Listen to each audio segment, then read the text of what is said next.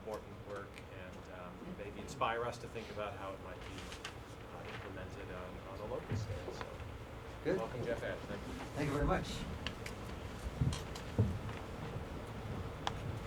Well, it's a pleasure to be here. I just happened to have written a book on this very topic, and amazingly enough, there's a few copies sitting over there.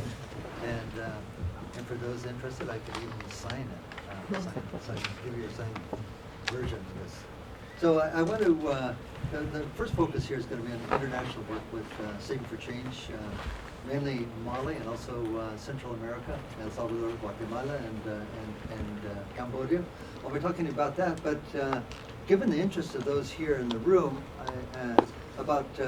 we want to have some time to talk about how to bring what we learned over the last 14 years doing savings groups abroad and bring these experiences to the United States. And I just want to just reflect on, just before coming here on Sunday, I was meeting with a group of Ghanaians in Lowell, Massachusetts, which is just to the north of Boston, where I live, and found out that they're Susu, which you would call in Egypt, which you would call it in Eritrea.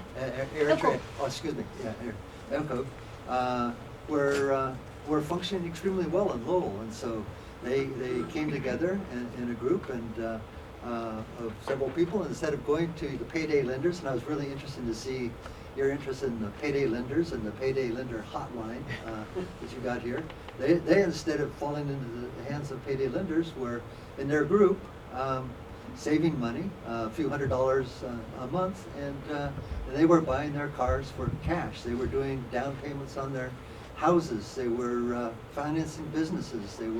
And in fact, they took on the task of one person of taking his payout and sending it back to Ghana to pay for the tuitions of 3 nursing students back then. So what I'm beginning to learn, and you're probably all aware of this, I kind of found about this by accident in my early days of working capital, that there's a whole thriving financial system operating in the cities, particularly through the immigrant communities of this nation.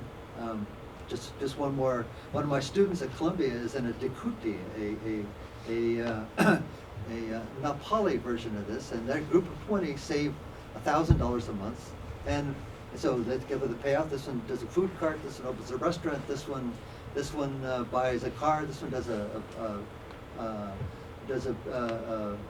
another business, and my student paid her tuition from the payout. So all of this system is alive, and when you go to New York City, I would guess that virtually every taxi cab, every kebab stand, every newspaper stand, every kind of business out there is funded through these informal systems. And here we are in the hub of the financial universe. So it's just this entire subsystem is operating, doing all sorts of amazing creative things, very adaptive things, with each group crafting itself to fit its own needs. And it's quite, so one of my projects through the Carsey School, and hopefully it can involve some of you in this, is finding out about this system. And also, in the long term, what I like to see, and I was so impressed by these Ghanaians, they were so passionate and exciting about what they're doing, is how to take these leaders and have them be the teachers and spread this methodology into the clients that fall into the clutch of payday lenders and show that there's an option.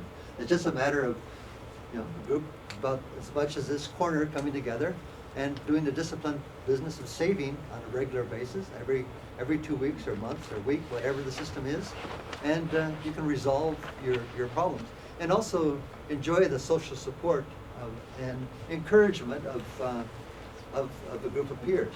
So when I get through the international part, let's think about how we can bring this back here, because it's probably unlikely that many of you will be going to the places where I've been and Mali and the like. But I did learn an enormous amount, and I'll just give you a little history, because I was back in the Pleistocene of microfinance, or the pre-Cambrian era, 1979. I led a world study, and we helped launch, as Mohammed Yunus was launching his Ramin Bank, we were, by stealing a methodology from El Salvador in the middle of the war, introducing this Acción, we were able to do another group-based lending program, which so we did that methodology and expanded it all over through Latin America and around the world. And but by 20 years of doing this, I said, this is fine, but how about the 90% who are left out? The 80%, the 90%. And we realized that, and somebody mentioned, who mentioned disruptive technology? Yes, disruptive technology, yes. So we got to disrupt it. And the essence of this disruptive technology, and I got to show you what a financial institution looks like for savings group. This is a financial institution. This is the entire financial institution. It's a bank in a box. It's a completely disruptive technology, and that we found out through all of this work that it's not necessary to have this huge financial structure that and you can, by pushing all of that out of the way and providing some minimal training to groups of roughly about the same as this audience here, around 20 people or so, that they are quite capable of, and building on the traditions they already have, of saving, making loans to each other, divvying out the profits with a high degree of transparency. And not just one group at a time, but groups by, well, the program I worked with created 35,000 of these groups with almost no staff and virtually no money, because you don't have this whole infrastructure to worry about. It's just devolving responsibility to incredibly bright and excited and empowered individuals who run their own group. And the most exciting part about this is we can get out of the loop. Well, it's not too good if you want a long-term job, because amazingly enough, they're doing it all themselves, and it virally replicates, so that a huge, large number of groups are created. There's a study done in Uganda where 2 groups are trained by volunteers for every group trained by an NGO trainer. And so that viral replication process is underway. And the most powerful system is not necessarily an electronic gizmo or a giant financial institution, but just the informal process of people sharing, helping each other, sharing, joining together, and what the word spreading through markets and through through visits to villages and the like, and on it goes. So let's see if we can do that here. Sure, question? Do they have, books? Do they keep a book of who, is there, are there contracts or? Yes. Well, we can get into details, but I'll just say and you'll see a picture of that, but I'll just say in Mali, how do you create a program like this where virtually nobody can read or write? And so we developed a system, which will take a while to explain, but it's pretty simple, but it's an oral record-keeping system where each person only has to remember, everybody sits in the same order. So let's say the 2 of you were, so you would stand up and say, I saved last week and I have an outstanding loan of this much which is due. Such. Then you, being the next person, be the witness. Then Amas would be the witness of you, and it goes around that way. And then all you have to remember is how much is in the box when the box was closed that week, say $25. And then when you open the box, the first thing you have to do is say, are $25 there? Yes. And then for calculating the outstanding loan balance, it turned out to be far more efficient, incredibly fast, and very accurate to do so with sticks, shea nuts, and pebbles. So it's just a matter of counting the sticks. And since these are market ladies, they know how to count, even though they don't read or write. And there you go. So is this all in the book? Yes, it's all in there. Okay. And a slightly more sophisticated versions of this. People have a low level of literacy. We've been able to reduce the record-keeping system to the point where it's phenomenally simple. But we can. I don't want to go into too much detail on this now because it's a little bit of a long story. But thanks for asking that question, because the brilliant thing about this methodology is that you don't need, since everything, all transactions are observed and everything happens in front of everybody else. It's total transparency, extremely, virtually no fraud, and people are extremely careful about it because it's their own money that they're saving. And so it's warm money, not cold money. So clearly these don't spontaneously arise. Somebody's got to teach them how to yes. And that's, well, first of all, there's a tradition of this various versions of it, but this is an approved version of it. See. That instead of rotating it, it's like a nano credit union. Yeah. Because they pool the money and make loans and the like. But we have a system which turns out the cost, and as one of the first point, in a village of 1,000 people, this whole technology can be introduced for $1 a person or $1,000, which will create 2 to 7 or 8 of these groups, which will operate totally on their own, and according to a very sophisticated random control trial study carried out by Innovations of Poverty Action and those folks, leading to a long-term decrease in chronic hunger, documented with control groups and all the bells and whistles, building assets mainly in the form of more animals, which are like walking ATM machines that you can cash in when you need it, more savings, reaching the absolute poor, so we're not talking about the $2 a day, but the under 50 cents a day population of irregular income, and measure this process of viral replication as these ideas spread into, much to the consternation of the randomistas, the RCT people, contaminating their samples. These ideas spread by themselves into the control villages. So anyway, so okay. Yeah, oh, another question. Well, maybe we won't have to give the presentation at all. So sure, please. Is the concept is like no matter how poor or low income you are, you can save? Absolutely, and and we've been working in some of the poorest places on the face of the earth. These women are some of them, and yes, even if you're only saving initially 25 cents a week, or 10 cents a week, or so everybody has some capacity because as a book, I don't know if you've read this, but a amazing book called Portfolios of the Poor, how the world's poorest live on $2 a day or less.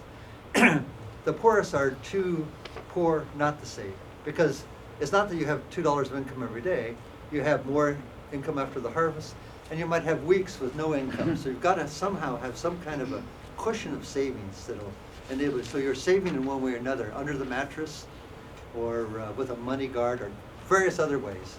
But and this is just a better way of doing it. And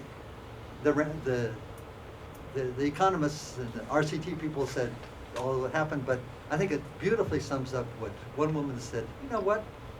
And a lot of them say, well, what's the difference? Well, life is much less stressful now. Instead of just hanging on your survival and you're in debt and you figure out how do you get your food on the table, you've got this cushion, a ready place to save, easy access to small loans when you need them, not waiting your turn, but whenever you need them, the amount you need it. And this really, it's got income smoothing. It fills in it's a difference. Take Aesop's favorite. It's the difference between a grasshopper approach to life and an ant approach to life. When you're saving and saving and saving, and it works. And those people that were saving 25 cents a week, they divvy up the money, and the next time they're at 50 cents. They ratchet up, and then they start introducing variable savings, so that one person saves at 50 cents, another person at $2. So there's more and more savings, more money, and it really becomes an instrument for financing businesses and all sorts of things. It takes 2 or 3 years, but it gets to that point fairly quickly. Okay. All right, so I'll just go through this pretty quickly because I think we have a much more interesting discussion beyond this than going through this process. But there's our financial institution. There you go. And welcome to Mali. This is what a group looks like. And that little, here's a financial institution once again. Here it is, in a box. Okay, everybody pools their savings. Take out loans from that savings whenever you want. You don't have to wait your turn. You just take out a loan in the amount that you want for 1 month, 2 months, 3 months, what you need, as long as there's money in the box. And you can convince the other people that indeed that you should get a loan. You pay back your loans and your savings week by week. And at the end of a cycle, usually just before what's called the lean season or the hungry season, when the granaries are empty and people need to buy food and seeds, the money is divvied up. Here we are, dividing the money up. in equal parts. And then there's this process of viral replication where the leaders of the groups train new groups, totally on their own, completely as volunteers. And now there's thousands of volunteers doing this in Mali. And so here we go. Here's the process. So we're saving, watching the scene. And and this is kind of interesting how the ideas spread virally. Now these are a group of Fulani tribeswomen who are just kind of on the edges there, saying, well, what are these Bambara, what are these farmers doing? Because they're basically herders, and they're kind of curious, and so they came to the meeting and said, listen in to see what's going on. And then they started their own group, the Fulani groups. So we get started. You got to get the permission of the chief, and you might guess this guy's the chief. I said, I want to take your photo, and he said, and he was not in his chief's outfit. He said, hold on a second. Shot out, and he got his chief's outfit. And first the NGO person from a local NGO, these are all local Malian NGOs, trained the first group in the village. And most villages have about 1,000 people. And then, like I do in this audience, I say, now in this group, who is the one that, where do you see the sparkle in their eyes? Who's really interested? Who's really excited? There we go. You'll be the replicating agent. So you get a little extra training, and you become, and get a manual, since you can't, I know you've been to business school, but let's assume you couldn't read and write. You can follow the process of development of the group through pictures, all in order.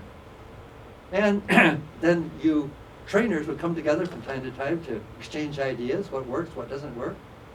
And you invent new stuff. And this woman who's on the cover of the book has just said, like, we have a 50-week cycle, but how do I know out in the middle of nowhere, is this the 35th week or the 40th week? So, it's really simple. I've developed a system where I throw a pebble in a bag, and every 4 pebbles I know it's a loan meeting, and then when you get to 50 pebbles, then we divide up the fund. Very simple, works. It's wonderful to see arithmetic invented before your very eyes. And here's the sticks I was telling you about. So they're counting up the sticks. Each of those sticks is worth about, I think these were worth about equivalent of $10 each. And then the shea nuts and the others. And using this extremely simple technology in which all responsibilities devolve to groups, and where the presence of the NGOs was not to be loan officers and keep all control, but just to salt the idea and get it going. In the early startup phase, 1/10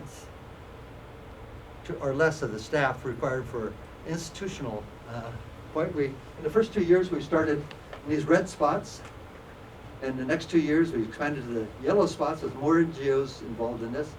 And then 2 years later, and we were able to secure some Gates funding, and we already had a good understanding, we expanded out to virtually saturate all the populated parts of Mali.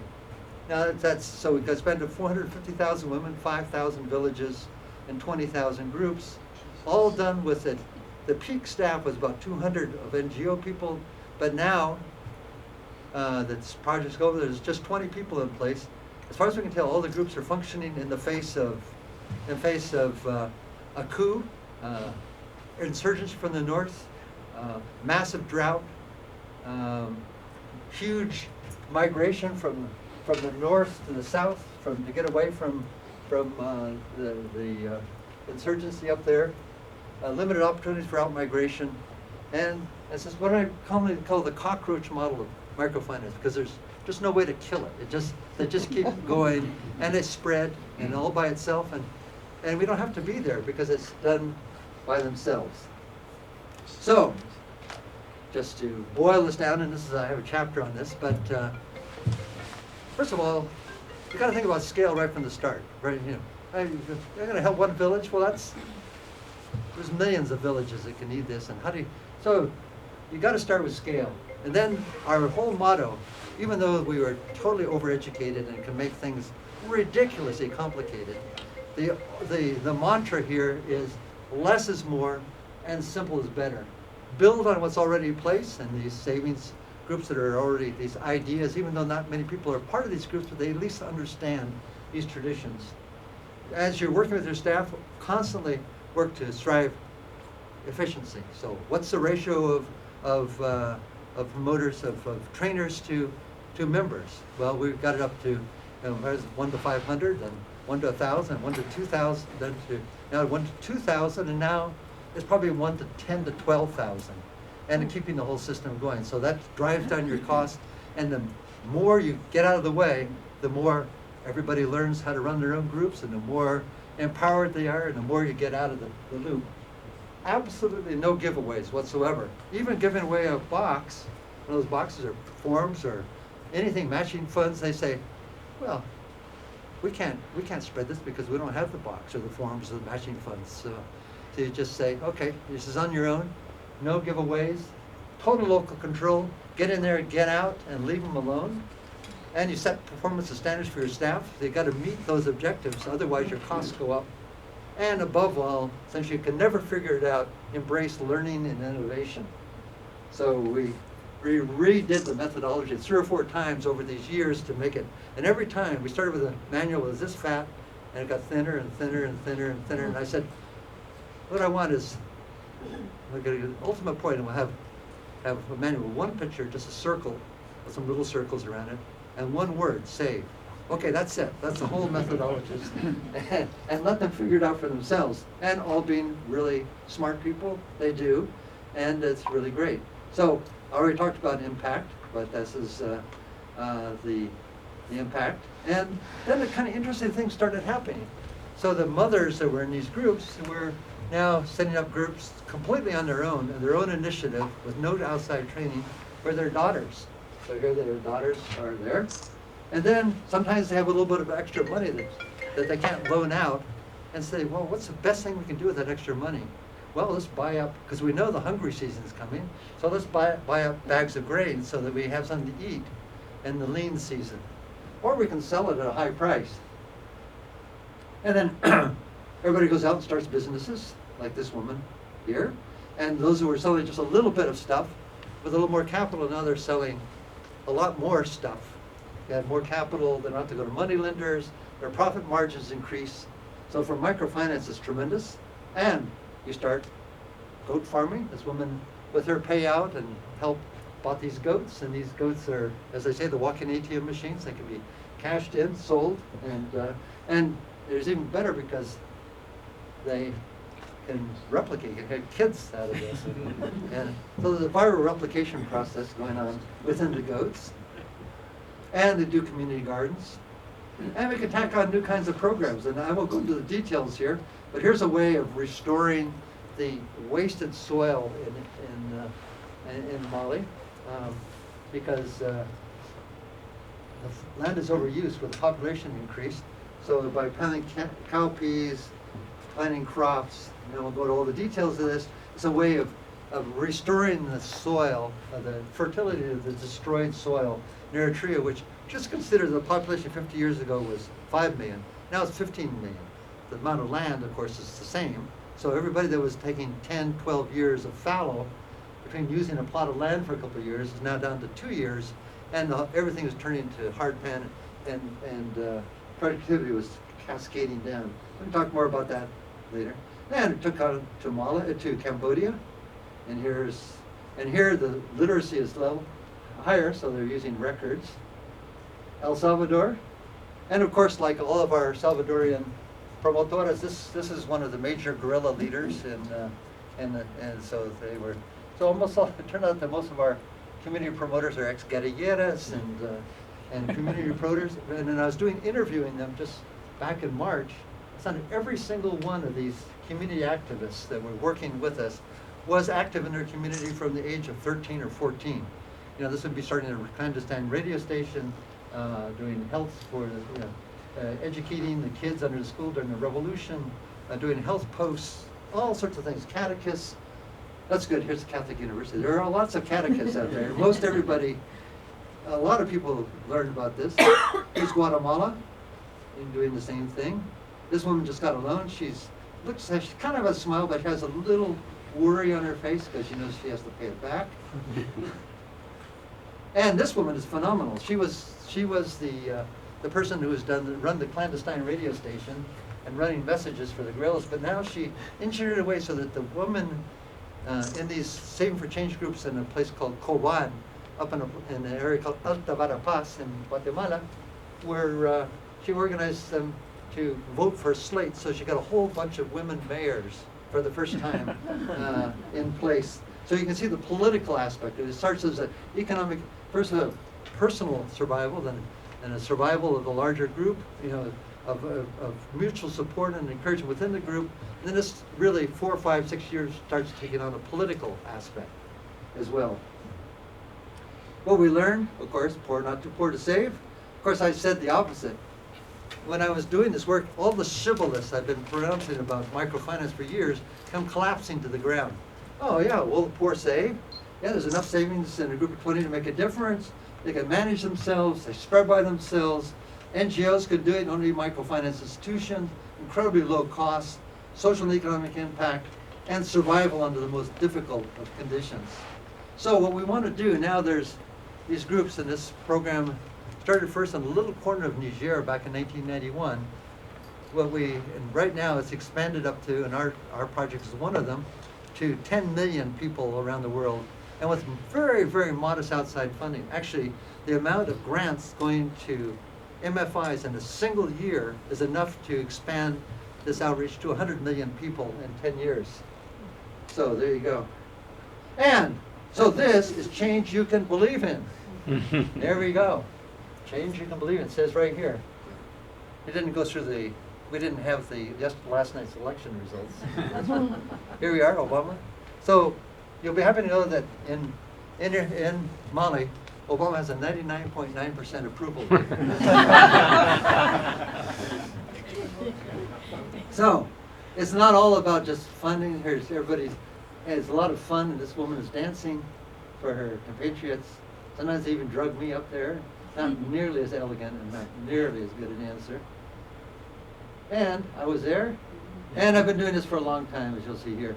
Now, this is me as a Peace Corps volunteer in the 60s, and I just spent 4 days trekking through the jungles, up to my knees in mud, and through driving rainstorms, trying to convince some Highland campesinos to settle into the lowlands. So I've been doing it for a while. That's exactly how I felt. So I'm feeling better now than that. So anyway, so if I haven't bored you completely to tears, here's like this little girl. Your questions? Yes. So I see a lot of women out there. So first question, does it work better for women than men? Secondly, you made a comment early on that this is for people who are making 50 cents a day or less, or this is more predominantly working in those areas. Do you see a graduation pattern where this can sort of feed into the microfinance system? Because to what extent, I mean, you've seen these groups evolve over years. How much money can they save? I mean, is there a point where there's a cap where they need to access more credit because their businesses have grown? Well, really great question. This is one of the hot button topics in the whole field, in our microscopic little micro industry of savings groups. And first of all, it does reach the poorest, but I've seen many groups distributing $5,000, $6,000, $10,000 using exactly the same mechanism. And the groups start really small and they ratchet up. So it's adaptable to the very, very poorest and those that are better off. But isn't there any regulation? Doesn't government come in and say, now it's too much money and we need to... No. Well, not so far, because, let's say in Mali, you have maybe 5 financial institutions to 10 financial institutions to regulate. But what are you going to do with 20,000 savings groups? And some of them are at the end of 10, 15 kilometers from any kind of road, off in the middle of nowhere. So this is basically, but you're hitting into a really major issue of to regulate or not to regulate, to link or not to link, to link or not to link. That is the question. And I'm an advocate that these groups, with a little more work and training, can really take care of a lot of their needs. And when there's an individual within that group that needs more money, they can go to an MFI and get the loan. What the risk is when a big wad of money comes into the group, they can't manage it. 2 or 3 people take out a loan, they default, their savings or collateral, the whole group collapsed. In fact, there's a direct correlation between the more linkage to MFI, the higher the failure rate, and the more the groups shrink in size. And those that were off by themselves fared the best. So, But there are ways of doing You're this. not in favor of MFIs at all? I mean, you don't see. Oh yeah, well, there is. Because your background, you started, in your book you say, you started off in the microfinance Yeah, then I sector saw the and light, then yeah. kind of moved here. No, but seriously, there is a role, and the role is individual loans, parking excess liquidity of the bank, of the group into the bank, and also products that the bank can't provide, long-term savings, longer-term savings, insurance, other things. So there's a linkage which is slowly evolving. But some of the groups some of the MFIs are, you can see they're virtually salivating. It's like, look, somebody's done all the work of forming this group. So as payday lenders on top of them. So apropos, yes. What kinds of challenges, failures have you seen? Well, there's all sorts of ways that mess this up. And one of them, paternalism is the worst, one of the worst ways. So those who really do not believe that these groups can manage themselves, so that they're running the books, they're making things too complicated, they're adding all sorts of things, and they just become dependent upon the outsider. So if you want to get to massive scale, we're actually 2.5 billion people need better financial services. So that's one of the things. If you don't provide enough training, you've got to provide just enough training to ensure transparency. But if it's too little, then you have elite captures and some lack of transparency and people not getting the money. People are taking the money or just stealing it. Very rare, but too much. Going every week, you just develop paternalism.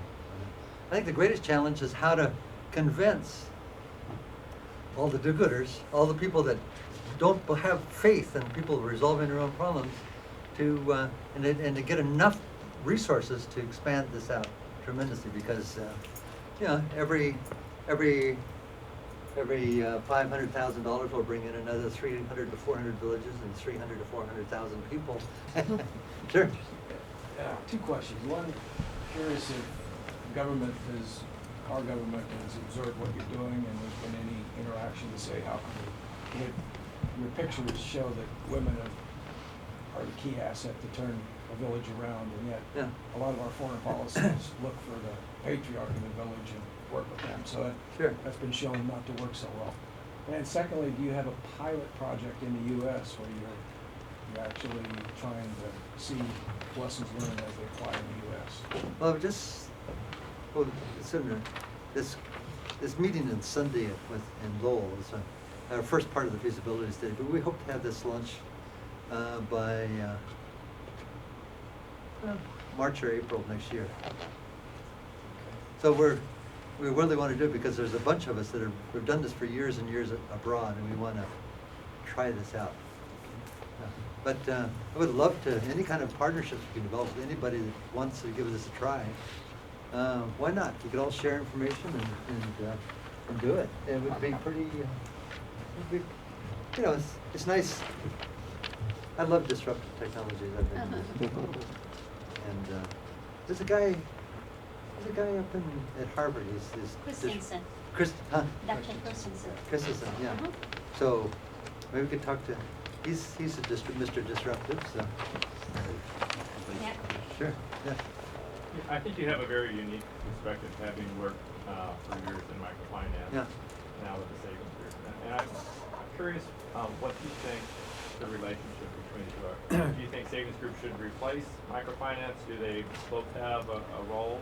How do you see things developing? Well, I think they both have a role, but I think that microfinance should focus. When microfinance really tries to go really down market and is driven by investor profits much more than actually providing a service, it doesn't work so well. But I think if microfinance focuses on those people that truly have a business, they need some capital to grow it, they can pay back the loan with interest, and their business will increase, they should do it. And then that's a certain small percentage there's 200 million people in microfinance borrowers right now. But I think I think the best starting point would be much like, I don't know if you know the Indian experience with self-help groups. There's a partnership between banks and self-help groups. Self-help groups, they all start like savings groups, but after a while, if they're interested, they can link up to a bank regulated through the National Bank for Rural Development. And that massively decentralized model, instead of giant complex organizations like Permine or with thousands and thousands of staff, has expanded to over 110 million people part of these savings groups. They call them self-help groups there. And then they had this linkage worked out. So I think there's good possibilities. I think microfinance is going to have its role, but I think microfinance gets into trouble when it looks at profits over service. And that's been, and I hate to say that one of the outcomes of my early work with Acción back in 1980s was this organization called Compartamos in Mexico, which is raking profits off the backs of Mayan women at a phenomenal rate. And I want to go into the belly of the Compartamos beast and say, okay, here's plan A. You can take out $100 from Compartamos, you can pay it back, and have no savings at the end, and pay in addition $100 interest. Or you can save $2 save $2 a week for a year, have $100 in savings, take out loans from this pool all the way along the line, and you'd have $100 in savings. In fact, since there'd be profit on it, you'd have $120 or $30 at the end, and you'd have a lump of capital that you could get to yourself. So this model is inherently so much better. But back to your question about the church, the church was really back in the 1930s in Mexico. It was the parish priests were all setting up credit unions, the simplest little credit unions back in those days, and with no staff, no money, no systems, and it was working extremely well back in the day. Okay, other questions? I don't know how much longer I mean, I can talk forever, but I don't know how long. Sure. I just want to make sure that I'm not confusing something in my own mind. Yeah. What we've heard here is that there's a pool of money that everyone contributes to, and someone is anointed each week or each month Right. to get the funds. Right, that's a rotating system. Okay, so that was the television example Right. that I think that was given. But there's also an aggregated reserves Right. system, right? Where Right, that's money it. is held and it builds on a Right. weekly or monthly basis, and then funds are dispersed. But how are those funds dispersed, or is that not Well, relevant to the? Oh, yeah, it's very relevant. So let's say that's a model. This is the Roscas are wonky terms.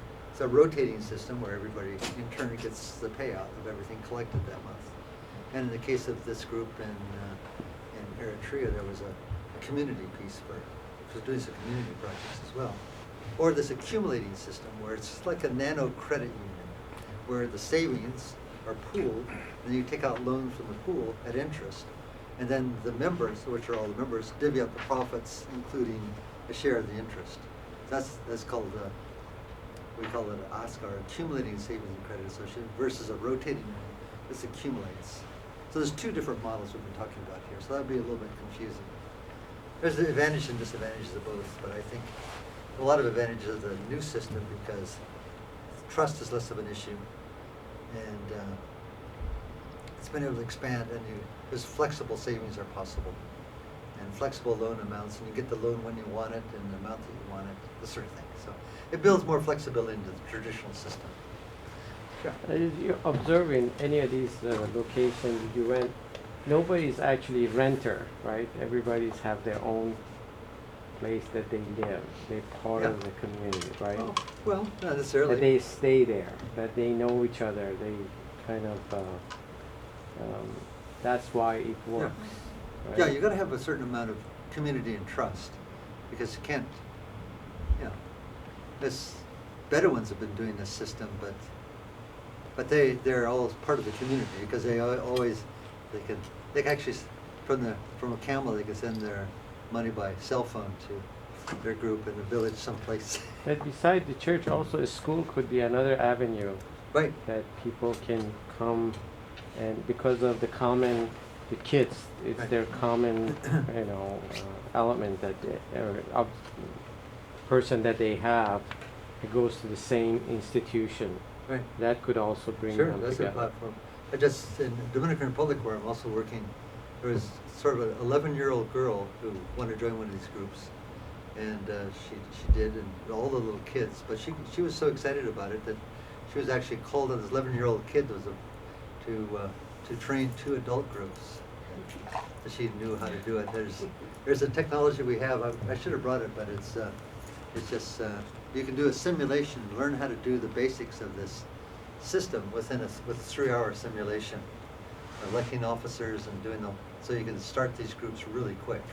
So I'll be going out there in a couple of weeks to see how that's going. So I was gonna go back to Mauricio.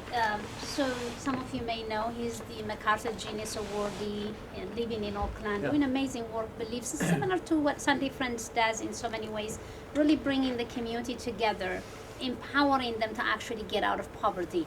Nobody. It's a very loose, but at the same time, pretty much based on trust and relationship. If I say to that group, I am having a very difficult time finding a job, they would ask me all kind of questions. Then they would say, why don't you go figure out how to get out of that? Do you know somebody? Yeah, then go ahead. So they really empower the person to do that. So I was just going to ask Jeff that if when the time comes that you want to do a pilot project, one of the idea was that Yeah. you and I talked about if Mauricio in Oakland is interested to do it, then we can find someone in San Francisco. We are here through Step Up in Silicon Valley to try to kind of come up with a pilot project. Ali and I will talk. Ali is a member of the Step Up Network, but also believes in empowering individuals to get out of poverty, which is a similar principle. However, we haven't done it in the way that Jeff's group has done it, whether be it in Mali or what he was talking about, the group in Boston that he's looking as possible pilot project. So there is an opportunity because I really don't know whether we figured out how to get people out of poverty. So we have to continue to experiment. And if there is such an experiment based on trust and relationship, there is already a model through Step Up that we might figure out. So it's something, maybe we can take that as a next step. Sure. Because every time we do this, I'm always thinking what's the next thing that we might be able to come up with. So for a pilot idea, it's not far-fetched. Well, I'd like to add to your chemistry the idea of a cooperative, Sure. which could be at the root of a pilot. For example, Yes, a home cleaning cooperative. which we have or a- already. Wages, or- there's an organization that does that. Right, It's very right, well lawn care run. but injecting it with these methods. Exactly. And the people you would draw into a cooperative, for example, we're working with a particular elementary school on the east side a little bit, trying to bring the parents together to think about cooperatives. Well, a pilot project lodged there might be very interesting. I'd love to talk to the- you about that. adding the cooperative dimension is a way of actually creating a wealth generating engine. Sure. Yeah, that'd be great, Yeah. because this Yeah. is really just basically a tinier version of a credit union, so, Yeah. in the formal. Sure. And I keep thinking too of the, down in South County, how we use the premators for health education. Mhm. And again, it's this idea of someone who's trusted. I mean, you're talking about some very connected networks there. Exactly. that- That's not a bad idea. And then the other one is, John, the disruptive innovation funding that's coming up from the Health Trust, the second version of the disruptive innovation. This in some ways is actually really disruptive because it's actually, even though you're operating under the radar, you're creating a network of people supporting. There's help in there too. You're really supporting each other. You're there for each other when there is a need. So there might be an opportunity. So that is another thing that Step Up can look into using the Dr. Christensen model. But there is a disruptive innovation funding that just came out from the Health Trust. We got 150 about 2 years ago for Step Up to do the disruptive innovation on finance, on performance Oh, yeah, I based was reading payment, about but that this also morning. the social impact bond. Sure. I'm just thinking that maybe because it is the health trust is interested not only in health but the determinants of health, which is income, education, all these things that are part of it. So there's a great sense of community building pretty much underneath the savings group. Is really creating strong communities. Dovetail on your comment there, keep your April open for next year. Yeah. Because what we're We hoping can to do bring is get him. Clayton Christensen out here. Oh, really? And really focus on disruptive innovation as it applies to Silicon Valley and reducing poverty. Because Step Up Silicon Valley has been very good as identifying the 5 pillars that you need. You can't just take care of one, education or housing Yeah. or income. You got to really look at building all 5 pillars. And the traditional funding model for a lot of these government agencies has fallen off a cliff. And Sure. it probably will not come back to the level we used to know. So one of the Wish after things that last night, yeah. we're looking at with disruptive innovation and funding is that the community creates value. And how can the community better tap into that value creation so there's more of a, I'll call it equal sharing of the value creation. Yeah. And so that's part of this, that's the high level 30,000 foot view of disruptive innovation theme for next year. But then how do you take programs like this? It's the community that creates value. How do you come up with a more equitable way to address the wealth, especially in Silicon Valley? We've got this growing wealth disparity that's getting more and more serious. Well, Clayton Christensen is right at Harvard Business School, so I live like a 15-minute walk. It's like, Fantastic. I can talk to him. We're either going to do it real or virtually, because we got Cisco that's going to do the Oh, telepresence. great. When is this going to be?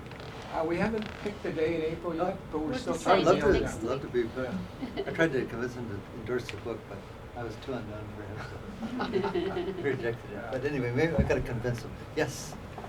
So I have a question in regards to, have these groups organized to form a purchasing block or a knowledge block? Because my understanding is that we're discussing, making your money work for you. Yeah. But then how you spend that money is just as important, which was a really big lesson to me when a 12-year-old, 12-year-olds told me how to shop for their ice cream social that I was funding. And I thought I was going to go to Costco and spend that money there and buy everything. Yeah. But it was basically they had earned the money from, I basically was going to have to buy this as the facilitator. But I said, okay, it's your money to lose. And it was just a way for me to be able to have the group try to control one another. Huh. And they did, and I had them form a committee. So their lesson was forming a committee working towards this goal of retaining that $300 if people spoke out of turn, or if maybe someone didn't do an assignment, it would cost them anywhere $5 to $10. Oh, yeah, sure. Fine. So, Yeah. right. So, but my lesson was this. I thought I was going to go to Costco and buy all of the goodies. But this group, which governed themselves, gave me a list, and I had to go to 3 stores. And so what I learned from that, my takeaway was, my goodness, they know how to function within Yeah. their economic system. So my question is, there's a lot of power there, and so me coming in kind of, I know what is good for you, was totally off Right. base. That's- What are you finding as Well, that's far exactly, as? that's a really interesting example, but I would go one step further. I said, okay, so you go out and buy it. To get yourself out of the loop, because they would learn even more. So this is really, it's a backward dance. Every time anybody asks me to do something, Well, they didn't drive, so I Yeah, kind of, oh, okay. I had to Well, do you could that. drive. You could drive. But the total payoff was when one of the little girls came up to me and says, Miss Gina, may I have the receipt? Oh, and yeah. I said, bingo, you got it, honey. Oh, that's great. Yeah, it was, but I learned I That's need great. to listen more, even as the person who knows. Yeah, it is amazing. It's so easy to,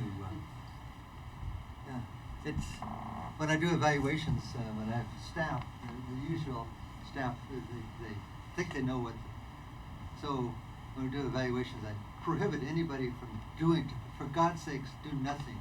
Do not talk about the program. don't promote it, don't suggest, don't give any advice, just listen.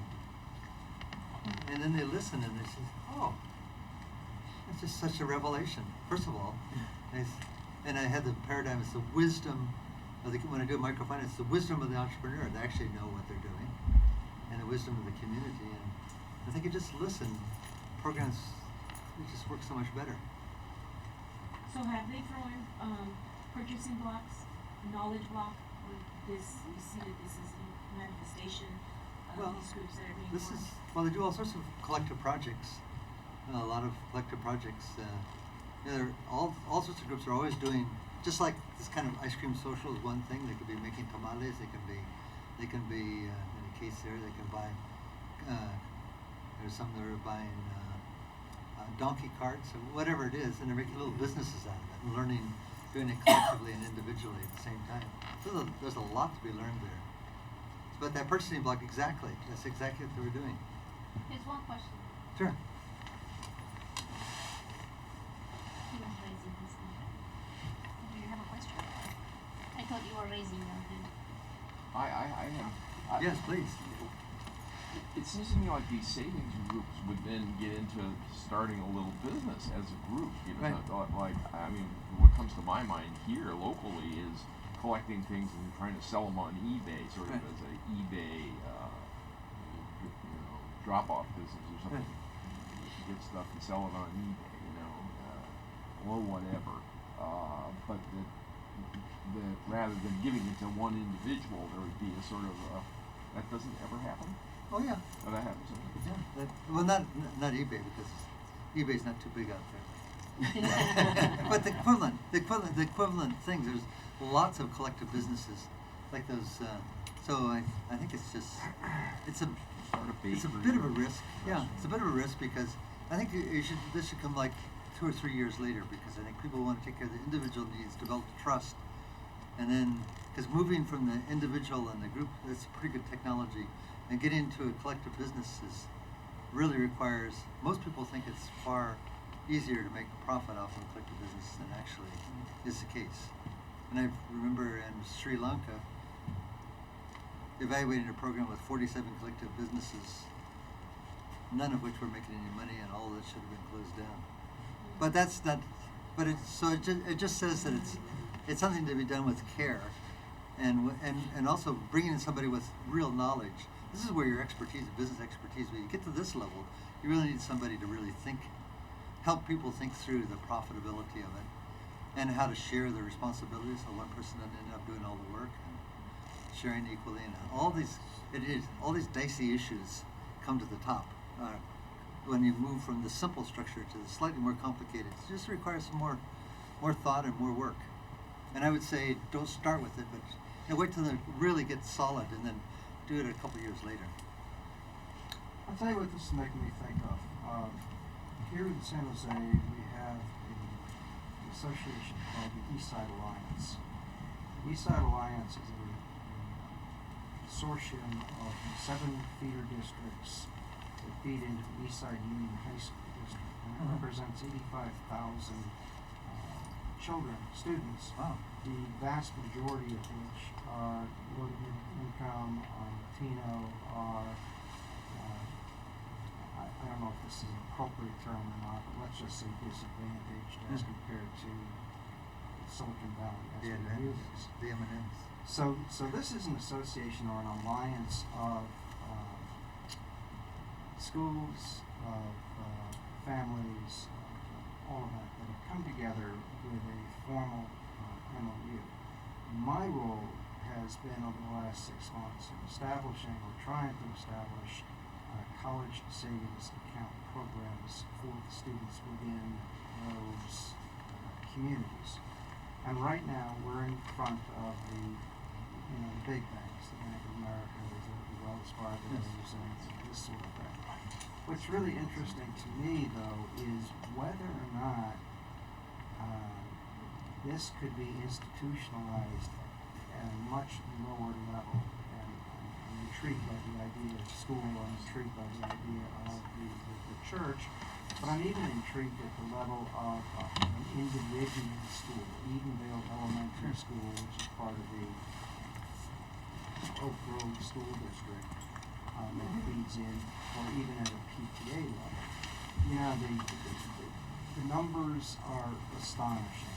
If you put $500 in an account in a kid's name, they're 3.5 times more likely to That's true. attend college. I was just blown away by that information. Yeah, it's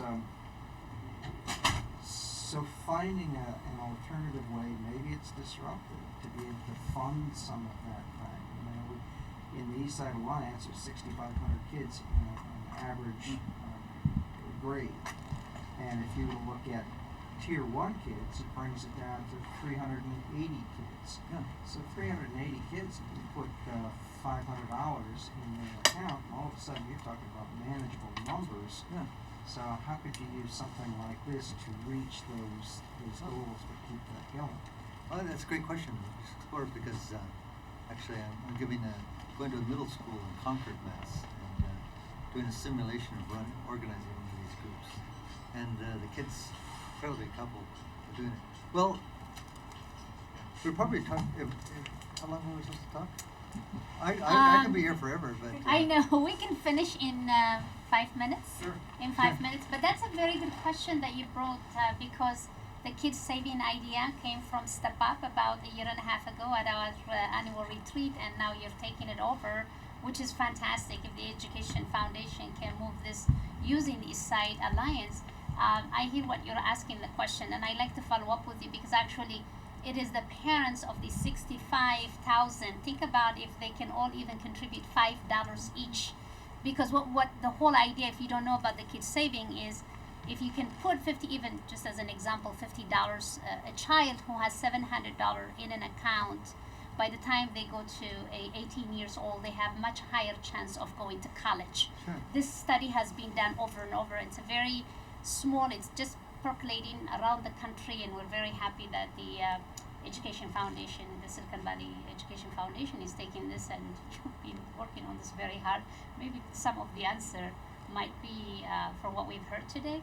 We'd like to explore that further and then go back to Jeff and his team and see if that might be. So that's something, actually, this idea.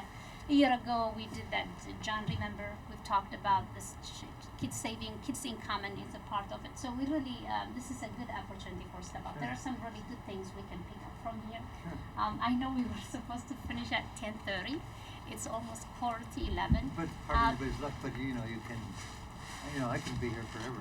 Well, Yeah. Bill, someday do you I'll- want to close it or? Yeah, well, I think we should probably. Yeah, I Or know you can some of continue. Or yeah.